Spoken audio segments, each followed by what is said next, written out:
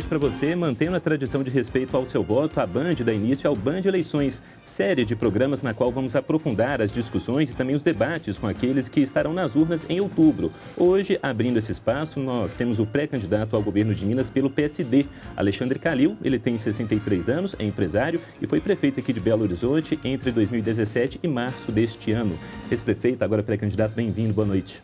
Boa noite, Lucas. Obrigado pelo convite.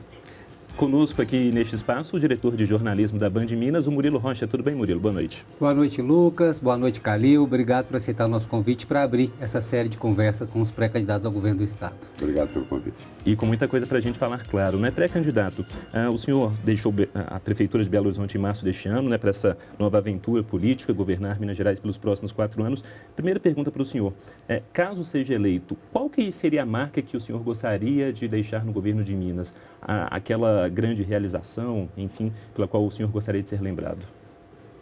Lucas, o Estado de Minas Gerais hoje não tem condição de a gente estabelecer nenhuma marca importante, né? É um Estado que precisa de ser recuperado.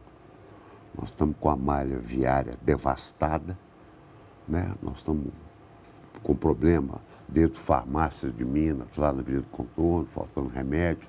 Filas imensas, né? Filas imensas no sol. Aquilo é um descuido, uma pena, porque são pessoas de idade. Eu acho que nós temos que cuidar da infraestrutura e da saúde. Então, o pessoal vai estar formulando o plano de governo, nós precisamos de um planejamento, nós vamos focar em infraestrutura e saúde como os dois principais pilares desse novo caminho para Minas Gerais. Agora, Calil, como fazer isso no Estado sabidamente que tem problemas com as finanças? O governador Romeu Zema pegou um Estado aí que tinha dívida com os municípios, tal. Como fazer essas obras, por exemplo, questão de estradas que o senhor citou? Como investir num Estado que tem problemas financeiros graves? Olha, primeiro nós temos que planejar, né? Então, vamos ser muito claros. Nós temos que sentar no governo federal. Era o que deviam ter feito. Né? Nós temos que recuperar o Estado de Minas. Mas é claro que você tem que separar o custeio do investimento. E o investimento não é grande coisa, sabe, Murilo? Tanto que, com o próprio dinheiro da Vale, esse dinheiro tão triste que Minas Gerais está se baseando em tudo, Minas Gerais não consegue fazer.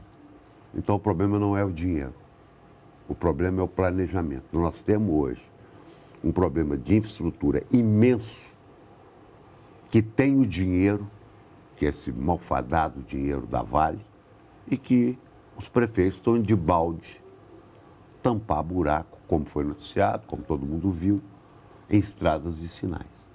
Então vamos lá primeiro. O dinheiro não é o problema do abandono. Porque o Estado está abandonado, é diferente. O dinheiro está aí. Não sabem como fazer outra coisa.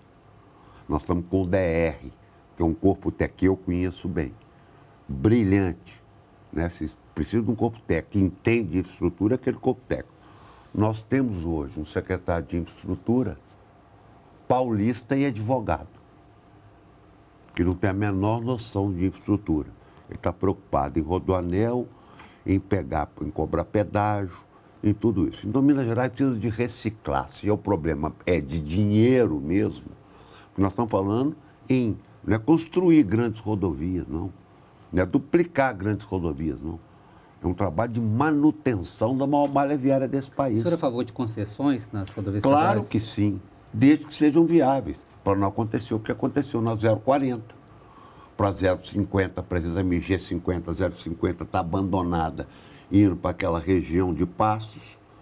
Então, quer dizer, não pode ser feito, tem que ser feito quem sabe, gente. Isso é planejamento. Concessão de rodovia é uma coisa muito complexa. Rodoanel é uma coisa muito complexa. Quando eu disse que não sairia da forma que iria sair, deu no que deu. Todo mundo caiu em cima de mim. Isso o rodoanel, o senhor fala? O rodoanel não vai sair, não é feito do jeito que se quer. Não pode um grupo de empresários dentro da FIENG resolver onde vai passar, porque eu tenho o lote do Beltrano, tenho o lote do fulano. Então, quer dizer, como é que você entrega?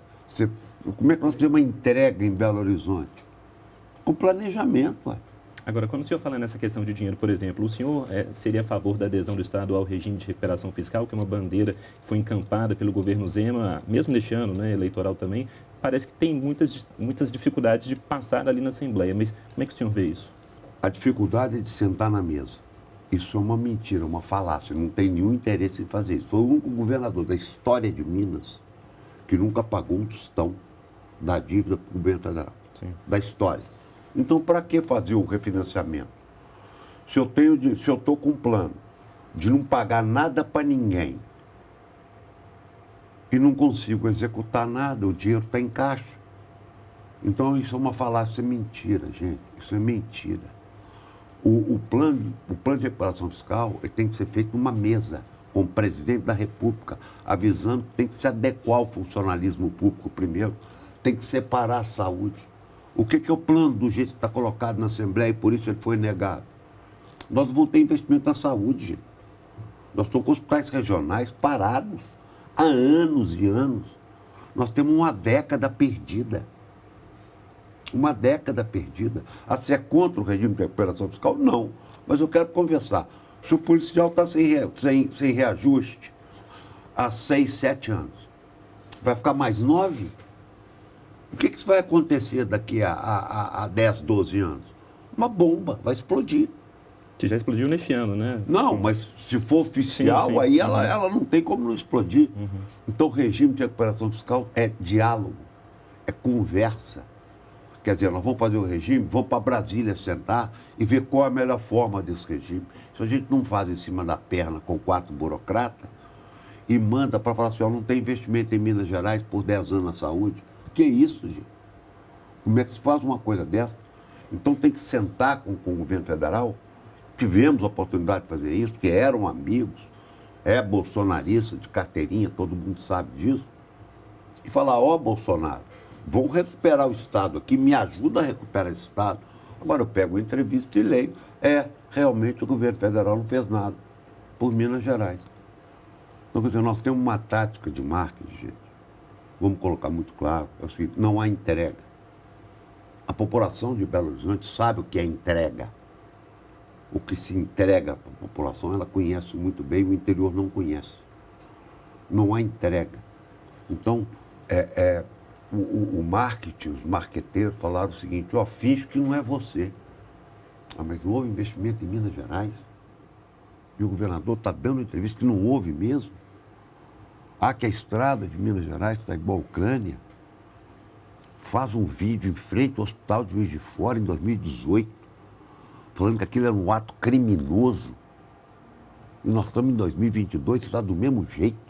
Mas aí ele argumenta que conseguiu sanear as contas públicas, por exemplo, ou pelo menos pagar em dia o funcionalismo público, que foi um mérito, né? Porque na gestão Pimentel foram 4... Fernando Pimentel, do PT, partido que vai fazer parte da aliança agora do senhor, como o vice-governador, né, o deputado André Quintão. Na gestão Pimentel foram 4 anos de salários atrasados, parcelados, um momento muito difícil para o funcionalismo, como o senhor sabe. Isso o governador Romeu Zema conseguiu corrigir. Minas Gerais tem 300 anos, né? 2 governadores atrasados salário. Fernando Pimentel e Romeu Zema. Eu acabei Mas herdado do Pimentel. Não, herdado ninguém sabe de onde. Né? Estourou na mão do... Foi muito ruim o governo Pimentel, como é muito ruim o atual. É uma continuação. Um detalhe. Minas Gerais vai ser entregue para o próximo governador com 50 bilhões a mais do que recebeu de dívida. Com esse ICM dos combustíveis, da energia, houve uma arrecadação de 90 bilhões a mais. Então nós temos 2 opções. Ou o próximo governador vai falar só do Zema, ou nós vamos arrumar Minas Gerais. Como o Zema só fala do Fernando Pimentel. Então é a década perdida. Né? Se tiver... Então nós veremos o seguinte, atenção, população de Minas Gerais, pagar salário em dia virou plataforma de governo. Sendo que só 2 na história dos 300 anos de Minas Gerais atrasaram o salário. Então não vamos cair nesse papo manso e de leve, de mentira, não. Nós temos uma dívida da saúde de 8 bilhões foi dividida em 98 vezes, né? 96, eu acho. 96 vezes. 4 bilhões e 300 milhões é do governador Zema, amigo. Da gestão dele. É. Agora, Nós estamos aqui, ó, é porque é o Pimentel, porque é o Zema, ou tem 4 bilhões e 300 dividido em 90, e os prefeitos do interior sabem disso. O que falta é a população saber que essa divisão que está aí da saúde é obra do atual governo. Agora, então o próximo governador vai fazer o seguinte: ó, gente, vai ficar assim do jeito que está, porque é lá do outro, tá? E não vamos esquecer. Não, governo ruim, gente, a gente esquece, a gente não fala o nome. Eu sentei na prefeitura e, que me conste, vocês nunca me viram citar o nome do ex-prefeito. Eu cheguei lá para resolver o problema. E se ele fosse muito bom prefeito, ele tinha reeleito sucessor, o que ele não fez, por isso que eu virei prefeito de Belo Horizonte. Agora, Calil, outro ponto central aí que sempre vem à discussão são as privatizações, principalmente Copasa e CEMIG. Queria saber a opinião do senhor, caso governador, o senhor pretende botar a privatização dessas duas empresas estaduais na pauta? Claro que não. Primeiro nós temos que recuperar a empresa. Primeiro a Copasa é concessão, né? Todo mundo cai, vai privatizar a Copasa, não é do governador, não é do governo. Ela é das cidades. Se ele falar que vai privatizar a Copasa e o prefeito de Belo Horizonte fala assim, aqui não vai privatizar, não, nós vamos trocar. Porque no contrato de Belo Horizonte consta, em caso de querer vender a Copasa, já cai automaticamente o contrato. Ele vai privatizar o que não é dele. Então, o que está acontecendo, gente, que é muito grave, é um festival de mentira que estão enganando todo mundo. A CEMIG não vê o investimento há 4 anos. Tá certo? A CEMIG foi a maior empresa desse país de energia elétrica. Então, quer dizer, nós sabemos. Então, essa conversa, que para desfocar, né, é mais ou menos o seguinte: olha, gente, o Brasil tem 158 milhões de pessoas em insegurança alimentar. Quer dizer, isso é, quem não pode, não sabe se vai comer no dia. E 33 milhões na fome. Nós estamos falando de 3 Portugal. 3, é a população 3 vezes maior do que a de Portugal, está na fome nesse país. E nós estamos discutindo se a urna eletrônica funciona ou não funciona. É mais ou menos isso. Nós estamos com um país quebrado, vai ser entregue com a dívida maior do que foi pega. Não se pagou um tostão da dívida para ninguém. Não se fez regime nenhum. Não se fez nada. Com a estrada esfrangalhada, e estamos com salário em dia. Então, a elite tem que parar com isso. Ignora, não teve um programa social do governo do Estado. O que teve foi julgado na goela do Executivo pela Assembleia Legislativa. Forçou o governo. Que o governo deu aquela entrevista brilhante que eles iam tomar cachaça em botequim. Então, não houve um programa social. Nós estamos governando para bilionários, para 3, 4, 5 bilionários dentro da FIENG. Não houve um programa social da pandemia. Então, você tem que mostrar a entrega, Lucas, Murilo. Nós temos que mostrar o que nós fizemos. A Prefeitura de Belo Horizonte gastou quase 2 bilhões de reais em ajuda social para a população de Belo Horizonte. Agora, enquanto governador, o senhor pensa em algo, o senhor falando aí de projeto social, hoje a gente tem esse Auxílio Brasil que está super mal acabado, né? Gente na fila esperando também, um valor aquém daquele do auxílio emergencial, que era R$600. Enquanto governador, considerando a situação de debacle econômica do país, sem tantas perspectivas, o senhor pensa em algum tipo de auxílio estadual? Isso é algo que está no radar mesmo para ajudar essa população mais vulnerável aqui de Minas, caso eleito? Fazer demagogia com gente pobre é muito covarde, né? O que eu posso dizer é que nós vamos dar atenção para o social que nós demos na Prefeitura de Belo Horizonte. Porque não existe na história dessa cidade um investimento na área social como foi feito no meu governo em Belo Horizonte. Mas esse no estado como o nosso, como é que seria esse investimento no social, pensando naquele interior lá do Vale de Jequitinhonha, como chegar naquela família? Pois é, como chegar naquela família? Temos que chegar, porque onde que nós temos que chegar? É onde há pobreza extrema. Ah, como é que vai chegar? Como nós chegamos? Levantamos o cadastro, fazendo investimento. Colocando a pobreza do Estado como prioridade. Ah, mas como é que você vai? Não sei. Eu não sou governador, eu sei como é que foi feita a prefeitura. Nós enxugamos a máquina pública, nós reduzimos folha, nós priorizamos a parte social, nós cadastramos as famílias, nós não deixamos quando os meninos saíram da aula um dia sem receber, um mês sem receber uma cesta básica por aluno. Eu sei como eu fiz. Então, a questão é o olhar do pobre contra o rico. Entendeu? Este olhar dessa elite estúpida que toma conta do nosso Estado. Essa elite que ignora que nós tínhamos 2,5 milhões de mineiros abaixo da linha da pobreza. Em 4 anos, nós aumentamos esse número para 4,5 milhões. Será que o governo de Minas sabe disso? Ah, como vai fazer? Uai, Lucas, eu não sou governador, não. Se você fala assim, como você fez, eu te falo. Sim. Agora nós vamos fazer. Bom, o Band Eleições saindo para sua pausa e volta já já com o pré-candidato ao governo de Minas, Alexandre Calil.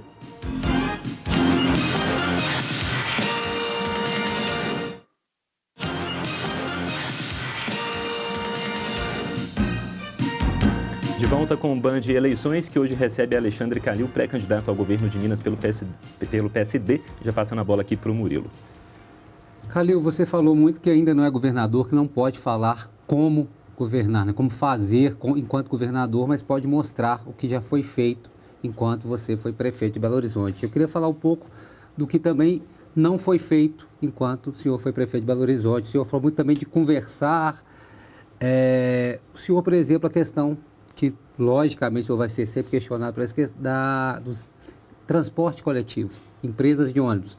O senhor sentou com os empresários, conversou, veio a pandemia, a situação se agravou, mas o problema não foi resolvido. A população em Belo Horizonte que usa transporte público ainda sofre, durante a pandemia sofreu mais ainda porque os empresários diminuíram o número de ônibus, alegando problema com óleo diesel, essa questão toda, problemas reais da alta do combustível, mas foi uma questão sem solução. Como é que o senhor explica essa questão? Porque não é fácil, né, resolver problemas como este.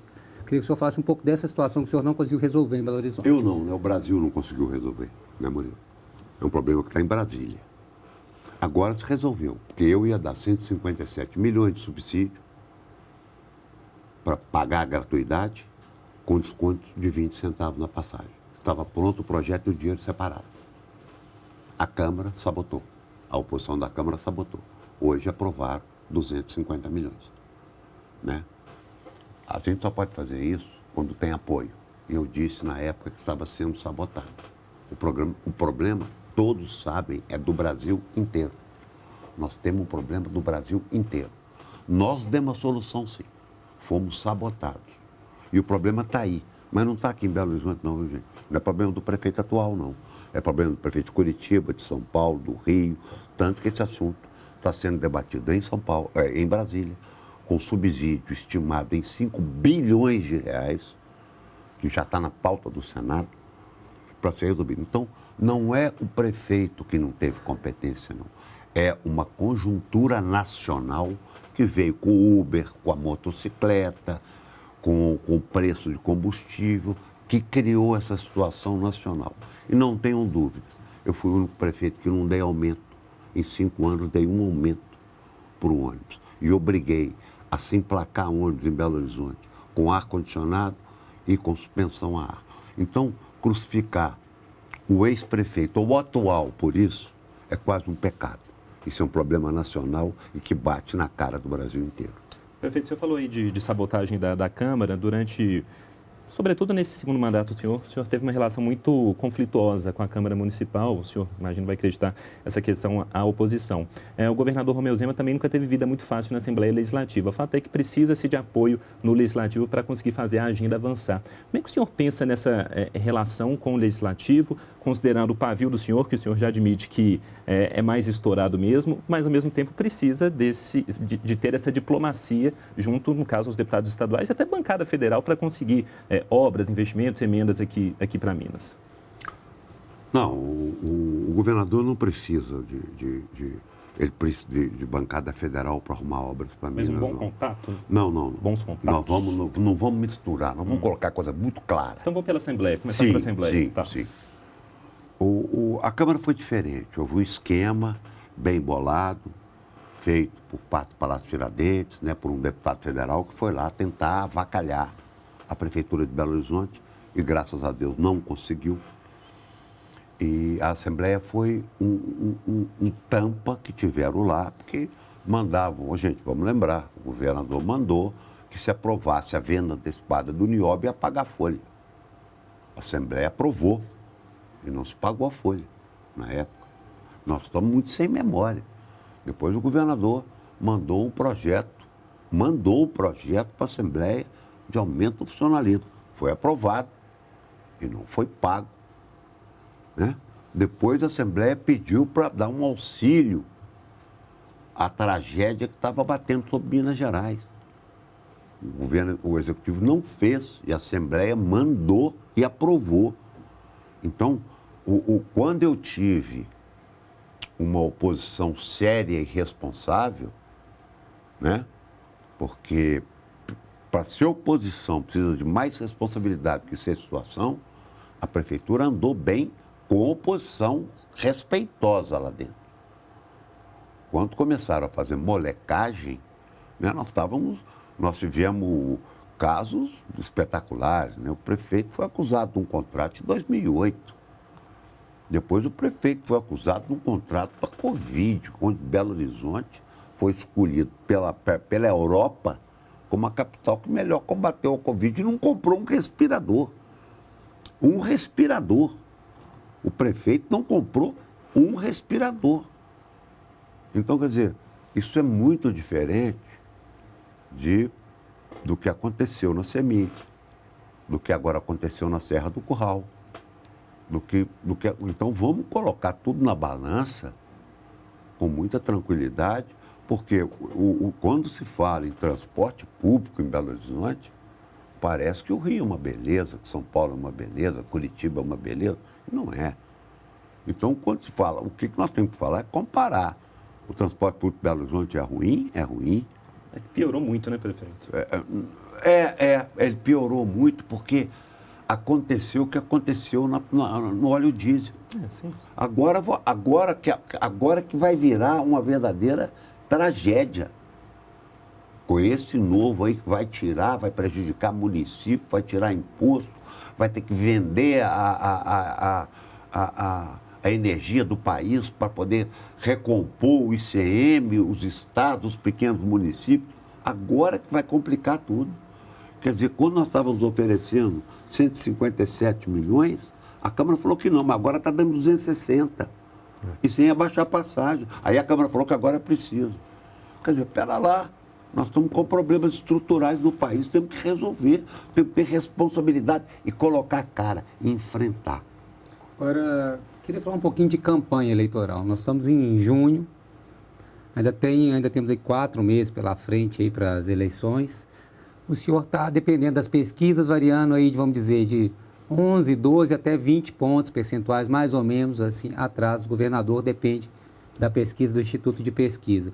Como fazer para reverter essa diferença em tão pouco tempo?